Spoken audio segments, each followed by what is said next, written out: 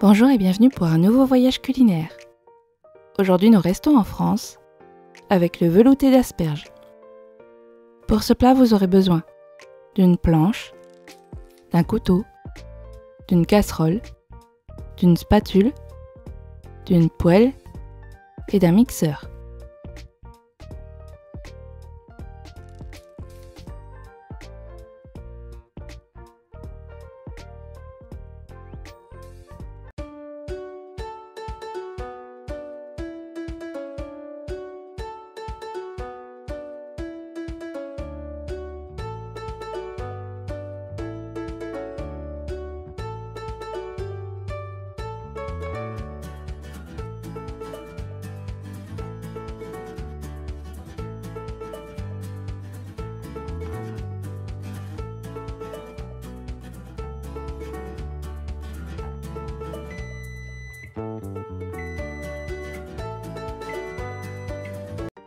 Pour ce plat, vous aurez besoin de 600 g d'asperges, 60 centilitres de lait, 20 centilitres d'eau, 20 centilitres de crème liquide, une pomme de terre, un bouillon de volaille, un oignon, 2 cuillères à soupe d'huile d'olive et du sel. On va commencer par découper les oignons. Pour ça, je le hache d'abord en deux, puis je le coupe dans la longueur,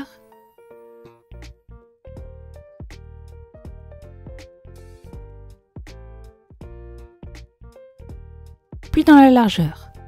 Vous pouvez couper finement ou assez grossièrement, puisqu'à la fin, ils seront mixés avec le velouté. Pour la pomme de terre, je commence par faire des lamelles.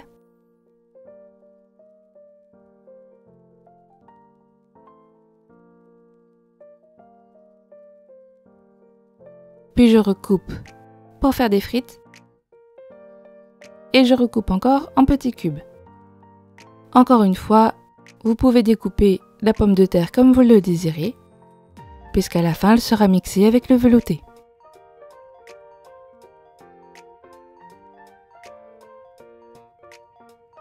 Pour les asperges, les miennes étaient en bocal, elles sont donc déjà très tendres. Si les vôtres sont des asperges fraîches, il vous faudra d'abord les éplucher. Vous épluchez tout ce qu'il y a en dessous de la tête.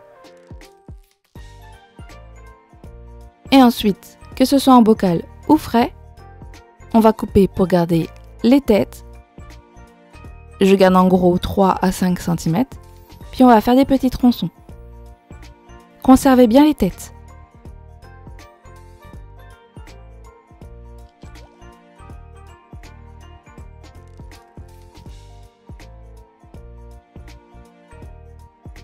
On va ensuite faire chauffer la moitié de notre huile et on va y faire revenir notre oignon. On fait comme d'habitude, on fait revenir 5 minutes.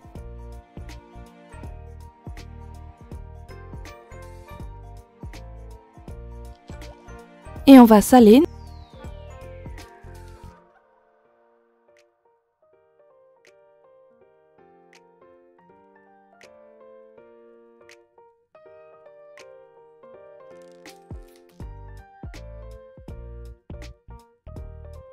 Au bout de 5 minutes, nos oignons ont commencé à changer de couleur. On peut donc ajouter tout de suite le lait.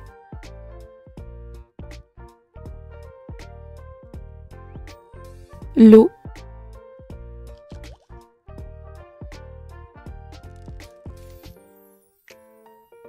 ici je mélange pour récupérer le fond de ma casserole, afin que l'huile se répartisse dans les liquides.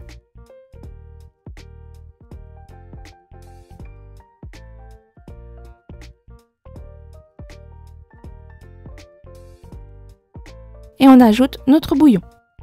Si vous le désirez, vous pouvez d'abord le dissoudre dans l'eau chauffée, mais il se dissoudra de la même façon dans votre casserole, puisqu'on va de toute façon faire chauffer notre lait.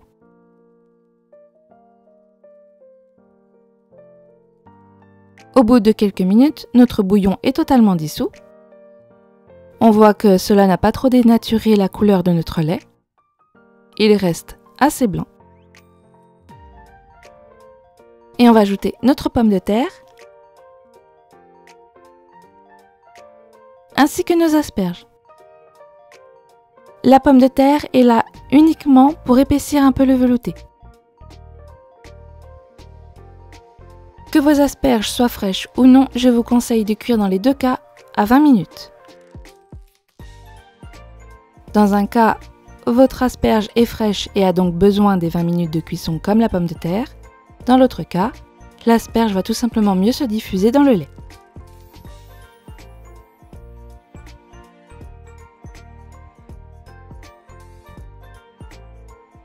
Pendant ces 20 minutes, on va s'occuper de nos têtes d'asperges.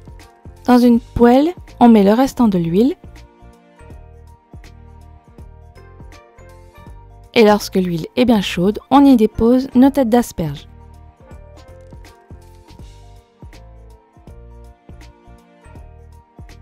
Et on va saler nos têtes d'asperges. Et on va faire revenir durant 5 minutes.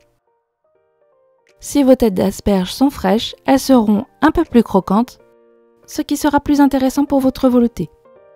Pour ceux qui l'ont en bocal, cela leur donnera tout simplement un peu plus de goût.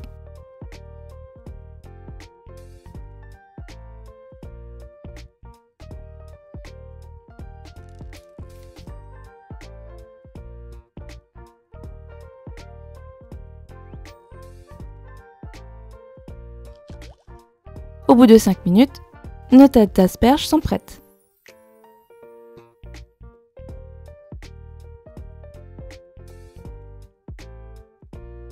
Au bout de 20 minutes, notre soupe est prête. Vous pouvez la goûter et la ressaler si vous le désirez. Sinon, normalement, votre bouillon aura bien tout salé. Prenez bien le temps de tout mixer. Vous devriez obtenir une soupe assez épaisse. Passez bien partout.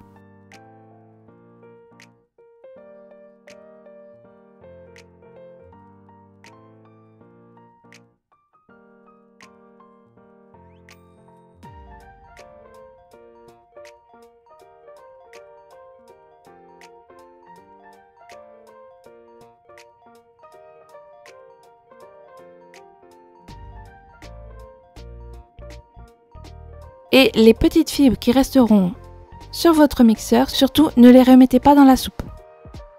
Ce sont des fibres qui sont assez disgracieuses dans le velouté. Et une fois qu'on a bien mixé notre velouté, il n'y a plus qu'à ajouter notre crème.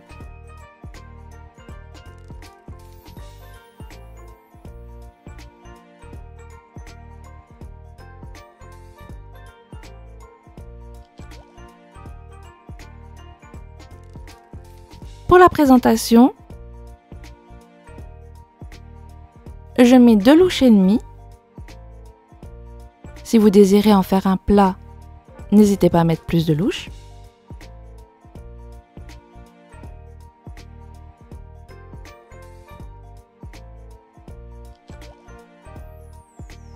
Et pour la présentation, je vais tout simplement disposer mes têtes d'asperges. Nous avons de nombreuses têtes d'asperges, n'hésitez donc pas à en superposer plusieurs dans un seul velouté pour que au moins 2 têtes d'asperges soient visibles sur le dessus. Et si vous le désirez, vous pouvez poivrer pour que ce soit encore un peu plus joli. Bon voyage en France!